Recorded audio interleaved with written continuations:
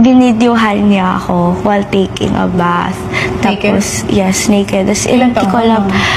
I think I was 13, 14. Alam mong binibideo ka? Hindi po.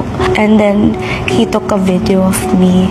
And then, he sent it to his friends. For, I don't know, for money, for, di ko alam eh. For fun? For fun. I don't know, Miss Tony, hindi ko alam. Paano mo nalaman sinend niya sa friends mo? Nakita ko na habang kinakalikot ko, sabi ko, Kuya, borrow phone. Tapos kinalikot ko, wala lang. Kasi may mga games siya eh. Tapos nag-open ako ng messenger. Tapos nakita ko, ayoko pa pumaniwala, pero CR namin to ah. Tapos nakita ko, oh my God, katawan ko. Sabi ko, Kuya, what's this? Tapos hindi siya makasalita. Tapos sabi niya, I'm sorry. I'm sorry, Bea.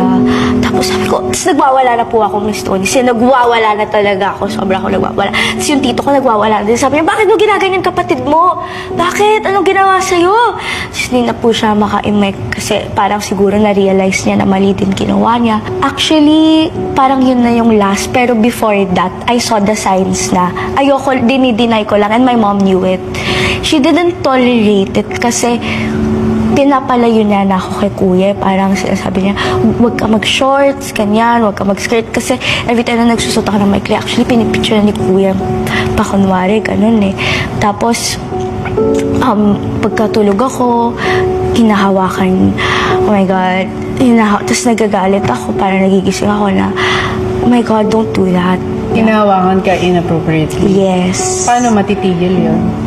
Palaban din po kasi ako. Sumisigaw talaga ako to the point na parang may makakarinig sa amin. And si Kuya kasi growing up, he was lonely then. He was depressed. Parang lalaki eh. So parang nag-crave din siya ng female validation siguro. So parang feeling ko, nalabas niya sa akin yun. Pero yun nga, the next day, parang bumalik si Kuya.